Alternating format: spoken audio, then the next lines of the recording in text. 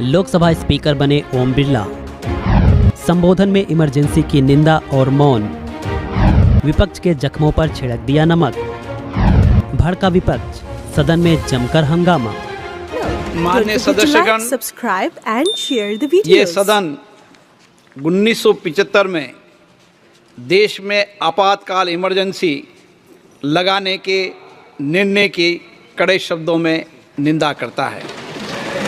इसके साथ ही हम उन सभी लोगों की संकल्प शक्ति की सराहना करते हैं जिन्होंने इमरजेंसी का पुनर्जुड़ो विरोध किया, अभूतपूर्व संघर्ष किया और भारत के लोकतंत्र की रक्षा का दायित्व निभाया।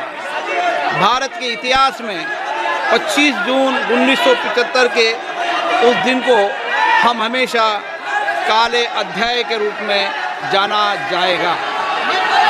इस दिन तत्कालीन प्रधानमंत्री श्रीमती इंदिरा गांधी ने देश में इमरजेंसी लगाई और बाबा साहब अम्बेडकर द्वारा निर्मित संविधान पर प्रचंड प्रहार किया था। भारत की पहचान पूरी दुनिया में लोकतंत्र की जननी के तौर पर है। भारत में हमेशा लोकतांत्रिक मूल्यों और वाद संवाद का समर्थन हुआ, हमेशा लोकतांत्रिक मूल्यों की सुरक्षा की, उन्हें हमेशा प्रोत्साहित किया गया। ऐसे भारत पर श्रीमती इंदिरा गांधी द्वारा तानाशाही थोप दी गई, भारत के लोकतांत्रिक मूल्यों को कुचला गया और अभिव्यक्ति की आज़ादी का गला घोटा गया। इमरजेंसी के दौरान भारत के नागरिकों के अधिकार नष्ट कर दिए गए, नागरिकों से उनकी आज़ादी छीन ली गई। ये वह दौर था जब विपक्ष के नेताओं को जेल में बंद कर दिया गया, पूरे देश को जेल खाना बना दिया गया। तब की तानाशाही सरकार ने मीडिया पर अनेक पाबंदियां लगा दी गई थी, न्यायपालिका की स्वतंत्रता पर अंकुश लगा दिया गया था। इमरजेंसी का वह समय हमारे देश के इतिहास में अन्याय काल का एक काला खंड था। आपातकाल इमरजेंसी लगाने के बाद उस समय कांग्रेस सरकार ने कई ऐसे निर्णय किए जिन्होंने हमारे संविधान की भावनाओं को कुचलने का काम किया। क्रूर और निर्दयी maintenance of internal secretary act Misa में बदलाव करके कांग्रेस पार्टी ये सुनिश्चित किया कि हमारी अदालतें मीसा के तहत गिरफ्तार लोगों को न्याय नहीं दे पाए। मीडिया को सच लिखने से रोकने के लिए parliament president production of publication refill act, press council refill act और prevention of publication of objectionable matter act लाए गए। इस काले खंड में संविधान में 38वां, 89वां, 40वां, 41वां, 42वां संविधान संशोधन किया गया।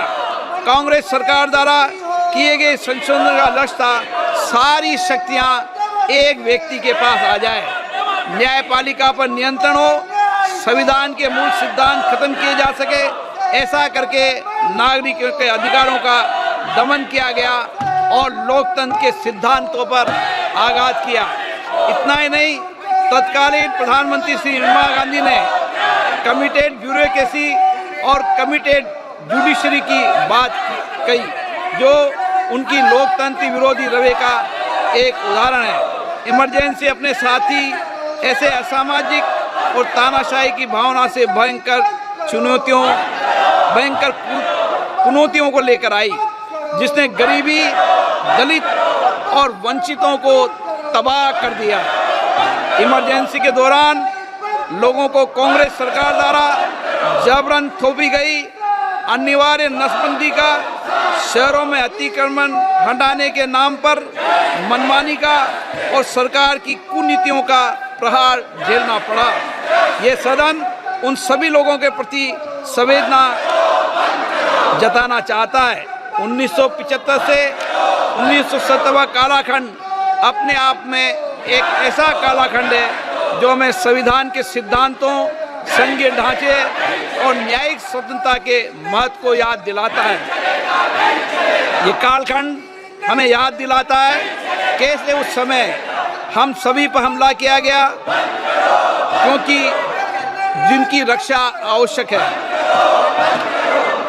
ऐसे समय में जब आपातकालीन इमरजेंसी के 50वें वर्ष में हम प्रवेश कर रहे हैं, ये 18वीं लोकसभा बाबा साहब अम्बेडकर द्वारा निर्मित संविधान को बनाए रखने, इसकी रक्षा करने और इसे संरक्षित रखने की अपनी प्रतिबद्धता को दोहराती है। हम भारत में लोकतंत्र के सिद्धांत, देश में कानून का शासन और शक्तियों का विकेंद्रीकरण अक्षुण्ण रखने के लिए प्रतिबद्ध हैं। हम संवैधानिक संस्थाओं में भारत के लोगों की आस्था और उनके अभूतपूर्व संघर्ष, जिनके कारण इमरजेंसी का अंत हुआ और एक बार फिर संवैधानिक शासन की स्थापना हुई, उनकी सराहना करते हैं।